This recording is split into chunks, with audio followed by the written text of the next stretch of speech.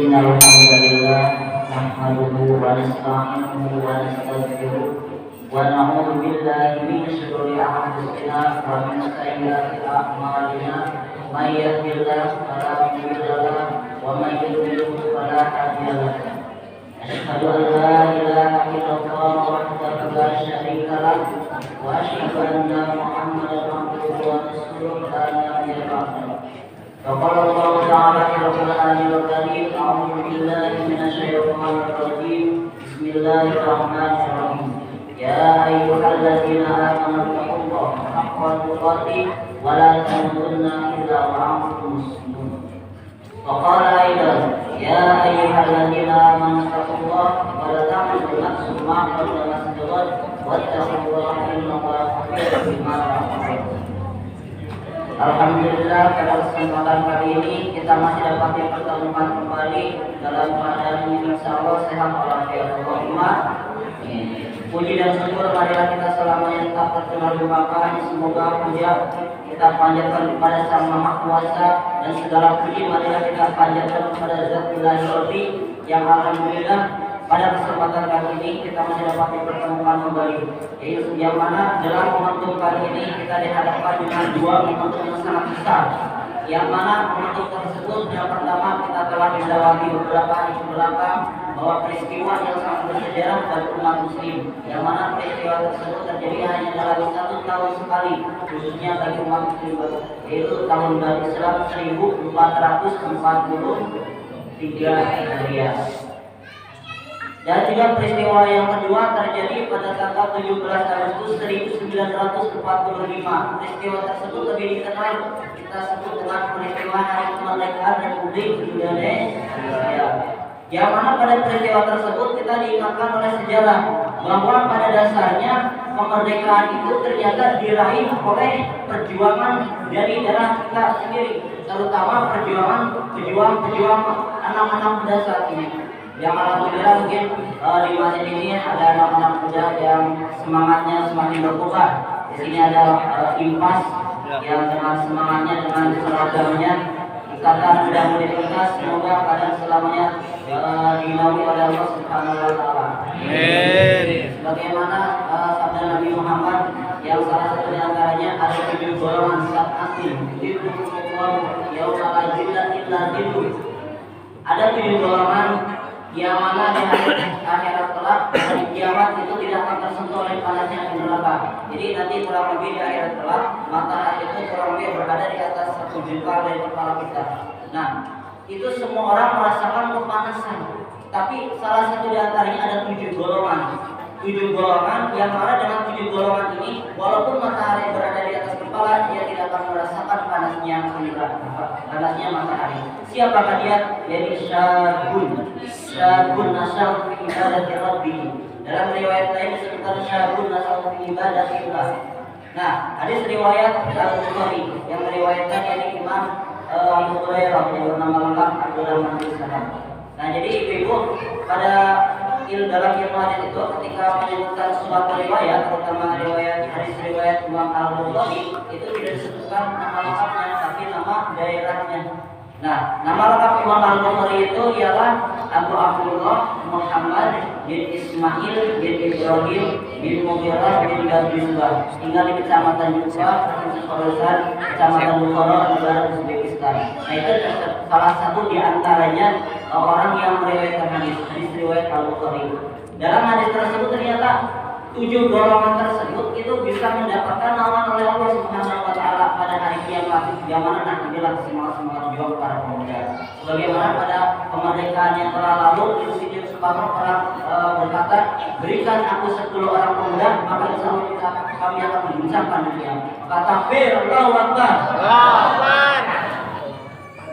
Salawat dan salam semoga selamanya tetap tercurah pada Nabi Muhammad sallallahu alaihi wasallam, kepada keluarganya, para sahabatnya, tabi'in-tabi'annya, dan semoga senantiasa sampai kepada kita semua selama-lamanya. Terima kasih pada MC yang telah memberikan kesempatan kepada saya untuk menyampaikan ilmu sedikit atau banyaknya yang telah aku pelajari. Hadirin rahimahullah, santriwan santriwati, ibu pengajian Majelis Taklim Pondok Pesantren Al-Sifah Pada kesempatan kali ini, jadi ini merupakan perdana ya khususnya bagi saya. Setelah mungkin dulu emang pernah dulu ketika semasa saya masih santri di sini. Dulu itu ketika kurang lebih ketika angkatan saya 2014. Ketika 2014 saya ditugaskan untuk yang pertama kalinya dulu. Nah, sekarang merupakan ini yang kedua kali itu. Yang mana insya Allah kami dari sebagian dari para pembina yang para pengajar insya Allah kedepannya dalam program 2 bulan sekali ataupun 1 bulan sekali kami akan menyampaikan dari para pembina untuk menyampaikan tausiahnya. Yang mana alhamdulillah pada kesempatan kali ini izinkan kami menyampaikan juga yang berjudul wasiat Abuzar wasiat Rasulullah kepada Abuzar Al-Ghifari. Nah, jadi pada wasiat, ketika kita berbicara wasiat, apa yang ada dalam benak kita? Wasiat ketika yang ada dalam benak kita pasti ketika seseorang itu ingin meninggal dunia. Nah, ketika seseorang ingin meninggal dunia, maka Rasulullah pun sama dengan kita. Rasulullah ketika akan wafat, maka beliau pun berpesan, salah satu berpesannya kepada siapa? Kepada sahabatnya, yang mana salah satu di antara sahabatnya yaitu Abu Dzar Al-Ghifari. Beliau berasal dari daerah Ghifar. Nah, salah satu di antaranya Al-Ghifari, beliau berasal dari daerah Ghifar. Salah satu di antara wasiatnya yakni, ya Abu Dzar, jadi safinata fa innal bahra amilun. Jadi ada 4 pesan. Yang pertama, yang kedua, wa qudizada kamilan fa innas samara ba'idun. 2 pesan. Kemudian ada pesan yang ketiga dan keempat, wa qafil imla fa innal aqabata qa'udun. Dan yang terakhir, wa ukhlisil amala fa inna naqada basirun. Nah, jadi pada pesan yang pertama, ya Abu Dzar, jadi safinata fa innal bahra amilun. Wahai Abu Dzar, jadi ketika Rasulullah berpesan langsung kepada Abu Dzar, ya Abu Dzar, perbaharuilah kapalmu karena laut itu sangat dalam. Ini merupakan salah satu bahasa kinayah ataupun bahasa majas. Kalau dalam pelajaran bahasa Indonesia mungkin ada yang sudah tahu ya bahasa majas. Jadi majas itu salah satu di antaranya ada yang namanya perumpamaan, ada yang namanya jadi ada berbagai macam jenis majas. Salah satu di antara yang lebih dominan itu adalah perumpamaan. Jadi dalam perumpamaan Rasulullah SAW berpesan kepada Abu Dzar. Nah, pesan ini tidak hanya ditujukan kepada Abu Dzar saja, karena dalam kaidah tafsir disebutkan, kaidah ilmu hadis disebutkan al-ibratu bi umumil lafzi la bi khususis sababi. Jadi kaidah itu tidak terletak pada khususannya saja, tapi ketika selama berlaku itu kaidah yang umum ataupun khusus, maka berlaku pula kepada kita semua. Di situ berpesan Rasulullah kepada Abu Dzar. Maka maksudnya kami di sini menyampaikan kepada kita semua sambil mengingat apa yang telah Rasulullah ajarkan kepada para sahabatnya. Jadi disafinata fa innal bahra famiyun. Perbaharuilah kapalmu karena lautan itu sangat dalam. Nah, kalau kita berbicara tentang lautan, apa yang ada dalam benak kita? Kalau kita berbicara tentang lautan, apa yang ada dalam benak kita? Ya mungkin laut itu dalam. Laut itu warnanya apa? Biru atau putih laut? Kalau airnya, kenapa ada yang namanya putih? Kenapa ada yang namanya biru? Nah mungkin gini, kalau kita tarik kepada satu peristiwa dalam suatu pembelajaran ataupun dalam suatu pendidikan, bahwa biru itu melambangkan tingkat kesemangatan, putih itu melambangkan kesucian. Biasanya semangat ini dimiliki oleh anak-anak tingkat setara dengan SMP dan juga SMA. SMP itu kan celananya itu biru, nah bajunya putih. Nah sedangkan SMA itu celananya abu-abu, bajunya putih. Nah, kenapa kenapa laut itu digambarkan dengan sebuah pendidikan seperti itu? Karena pada dasarnya kalau kita masuk ke dalam suatu jenjang pendidikan, maka kita harus gali ilmu itu sedalam ilmu itu. Jadi seperti layaknya mutiara yang ada di dalam di dasar lautan. Bahkan Syekh Imam An-Nawawi Al-Baghdadi, beliau itu menafsirkan bahwa yang namanya perbaharuilah kapalmu karena lautan itu sangat dalam artian itu harus niat kita harus ditata dengan rapi. Niat kita harus ditata dengan rapi. Karena landasan pertama kalau kita ingin mengerjakan suatu amalan itu tergantung pada niatnya. Hadis riwayat Al-Arba'in, Al-Bukhari dan Imam Muslim pada hadis pertama di hadis Al-Arba'in yang bahwa pada dasarnya innamal a'malu binniyat wa innamal likulli imrin ma nawa. Man kana hijratuhu ila Allah wa rasulihi fa hijratuhu ila Allah wa rasulihi wa man kana fi dunya yusibuha aw imra'atin yasna fa hijratuhu ila ma hajara ilaihi. Nah, jadi setiap pekerjaan ataupun perbuatan yang kita lakukan dalam kehidupan itu tergantung oleh niat kita sendiri. Niat biasanya landasannya di mana? Pada hati. Iman. Niat itu landasannya dengan hati. Niat sama dengan iman. Nah, setiap iman kalau kita gali sampai ke dalamnya, iman itu apa? Iman itu ialah tasdiqu bil qalbi, iqraru bil lisan, amalu bil arkan. Jadi yakinkan dengan hati itu. Jadi iman itu pertama yakin dengan hati. Niat ada di dalam hati, iman ada di dalam hati. Makanya kalau ada bahasa-bahasa yang berasal dari hati, maka semua itu harus ada pembuktiannya. Sama halnya dengan yang namanya cinta itu, Bapak kami para pemuda ya. Nah, cinta itu bentuk amalan hati. Kalau ada cinta di dalam hati, maka itu bisa dibuktikan. Ibu itu mencintai anaknya, maka otomatis tidak cukup hanya sekedar tidak cukup hanya sekedar diucapkan saja, tidak cukup dipendam saja, maka harus dibuktikan. Apa bentuk pembuktiannya? Kasih sayang, merawatnya, mungkin yang anaknya di pesantren dimanapun, maka orang tua tersebut akan menitipkan sebagian hartanya untuk di pesantren. Karena apa? Itu salah satu di antara bentuk kasih sayang, bentuk cinta yang diberikan oleh orang tua kepada anak. Dan itu salah satu di antara amalan hati. Iqraru bil lisan, maka setelah kepada hati, maka langsung di antaranya dari segi ucapan. Yang mana dari segi kualitas iman tersendiri, maka itu harus ada rambatan. Di antara bentuk rambatan yang ada dalam hati, maka keluar bentuk perbuatan.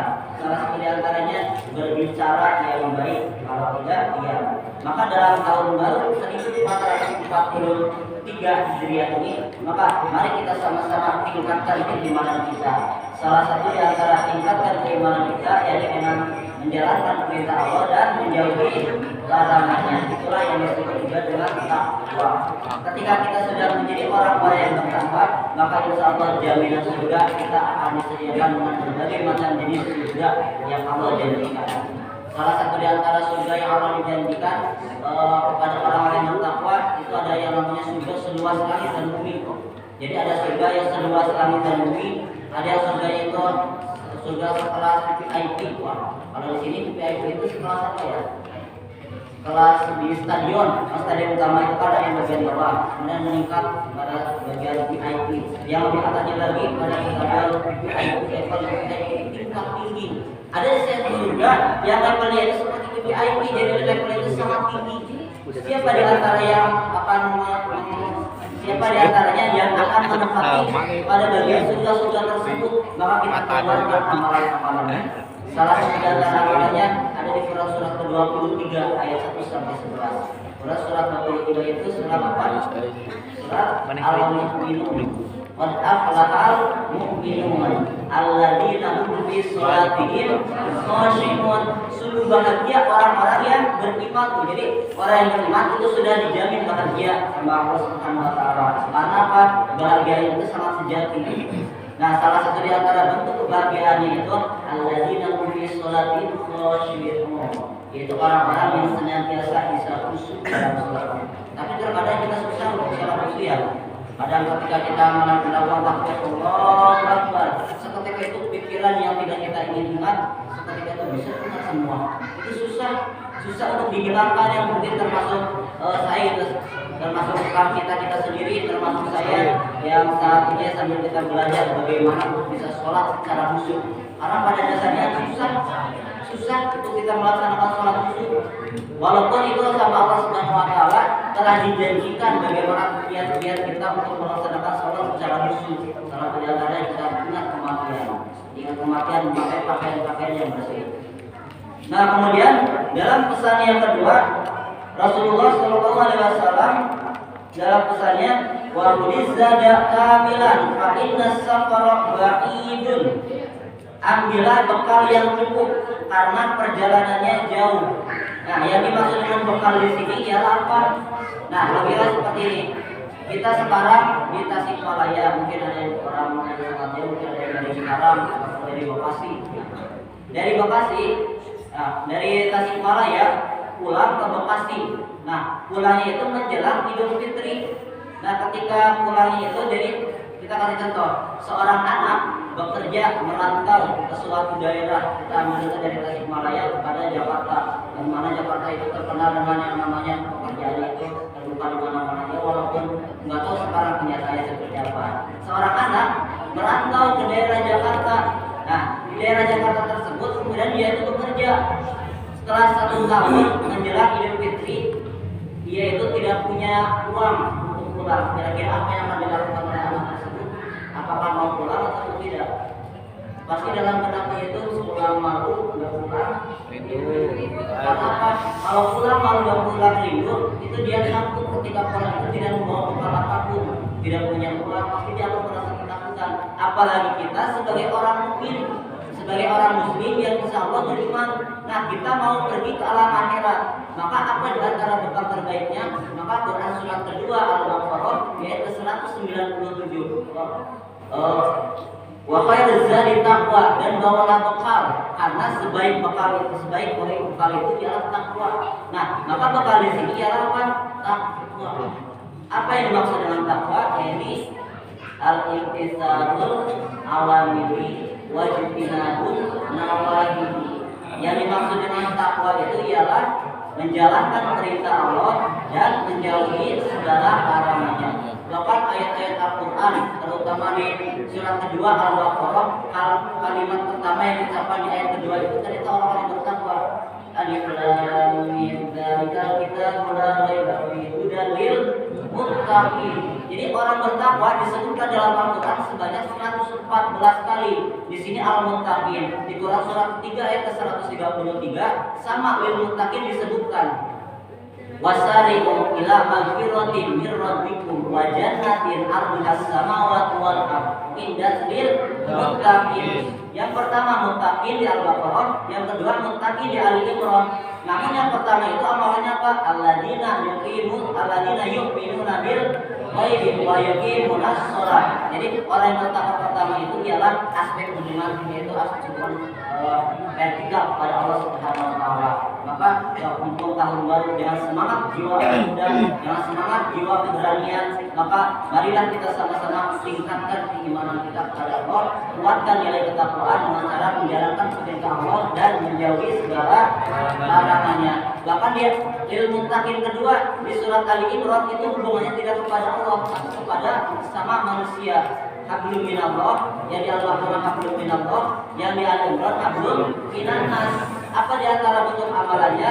Alladzina yunfiquna fis sarra'i wad dharra'i wal qadimina al-ghaidha wal 'afina 'anil nas. Nah, salah satu antaranya siapa yang dimaksud orang yang bertakwa? yakni alladzina yunfiquna, orang yang berlaku fis sarra'i wad dharra. Tatkala orang itu sedang bahagia ataupun sedang tidak bahagia. Wal qadimina al-ghaidha, dan orang itu sanggup menahan amarah. Sanggup menahan amarah. Orang yang bertakwa sanggup menahan amarahnya. Nah, maka itu mungkin sampai sekarang mungkin rata-rata kita jiwa kita masih muda, terutama anak-anak muda. Kadang ketika kita ada teman kita yang ngajak berantem ataupun ngajak tawuran, kadang kita ini suka merasa saling kepala-dinanya. Bagaimana? Rata-rata kalau ibarat kita masuk ke daerah para pemuda yang di mana para pemuda tersebut terkenal dengan sifat-sifat yang bisa dibilang yang kurang baik lah. Tiba-tiba ada yang ngajak tawuran. Berarti orang tersebut akan merasa banyak orang. Maka sebagai pemuda yang baik, maka kita kasih contoh dakwahi saja kan. Pemuda ikhlas dakwahi dengan cara apa yang dilakukan oleh kalian sendiri.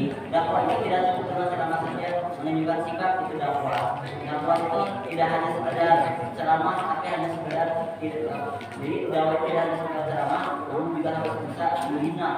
Tidak hanya membina, tapi harus membina. Nah, salah satu di antaranya itulah orang-orang takwa. dan mampu memaafkan antara manusia. Maafin aminah, saling memaafkan kepada sesama manusia. Nah, salah satu di antaranya maka pesan yang ketiga yang disampaikan oleh Rasulullah, wa khafifil himla fa innal aqabata ta'udun. Ringankanlah beban bawaan karena lereng bukit sulit dilalui. Masih dalam bahasa Majas. Jadi Rasulullah itu ketika berwasiat kepada Abu Dzar itu dengan bahasa kinayah, bahasa Majas terus. Jadi sehingga ada beberapa sahabat yang bertanya, maksudnya apa? Ternyata dijelaskan kembali. Ringankanlah beban bawaan karena lereng bukit sulit dilalui. Maksudnya apa? Ketika lereng bukit sudah dilalui, maka apa yang akan terjadi? Nah, kita lihat contoh. Kita sekarang pergi ke daerah Jakarta dengan menggunakan sepeda motor, tidak tahu jalan yang ada di mana. Kira-kira apa yang akan kita lakukan untuk sampai kepada daerah tersebut? Pasti kepada Google Map ya. Nah, sama halnya dengan kita, tujuan kita ke akhirat, tujuan kita ke surga. Untuk mencapai surga itu tidak mudah, tapi butuh yang namanya perjuangan. Salah satu di antara perjuangannya banyak godaan yang menghantui. Bahkan ada yang menyebutkan bahwa kesuksesan itu ditentukan bahwa ada kesuksesan itu ditentukan dari 3 hal. Ada tahta, ada harta, ada wanita. Tahta wanita. Dengan harta orang bisa masuk surga, dengan harta pula orang bisa masuk neraka. Tahta dengan jabatan orang bisa masuk surga.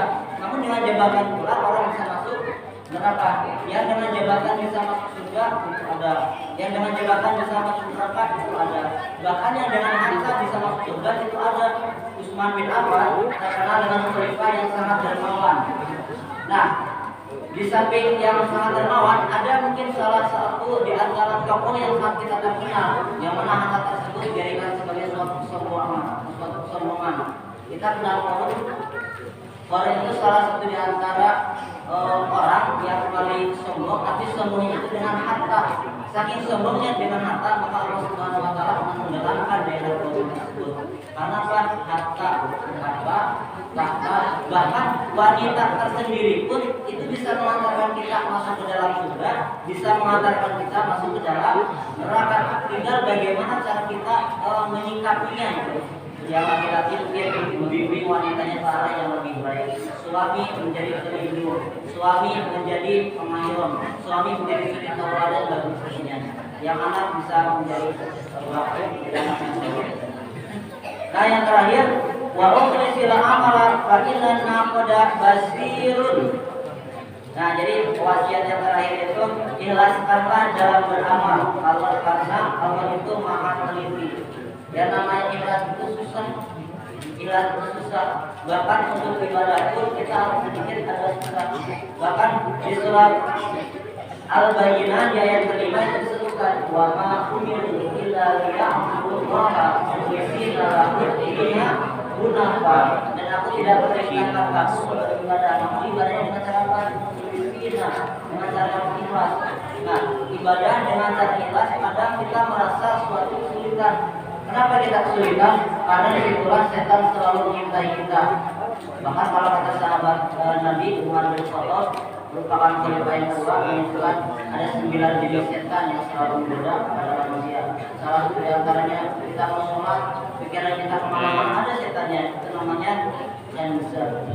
Mau wudhu ternyata ada godaannya, mau tidur pun ada godaannya. Bahkan kalau kita sedang pengajian saja, ataupun ketika kita sedang belajar di kelas ataupun di asrama ataupun di rumah, banyak yang mengganggu, bisa jadi sedang diganggu oleh setan. Nah, maka dari itu di tahun baru 1443 Hijriah ini, dengan semangat jiwa kemerdekaan, maka kita akan mencontohkan.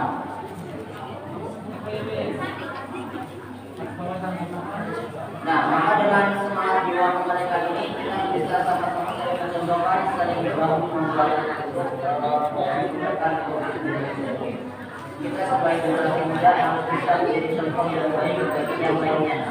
Marilah kita senantiasa menjadi doa pada Allah Subhanahu wa taala dan semua, dan semoga virus yang ada di Indonesia ini khususnya dapat segera ditangani oleh Allah Subhanahu wa taala.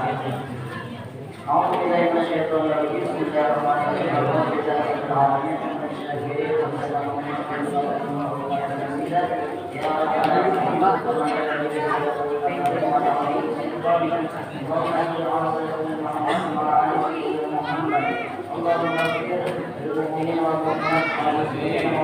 Amin. Amin. Amin. Amin.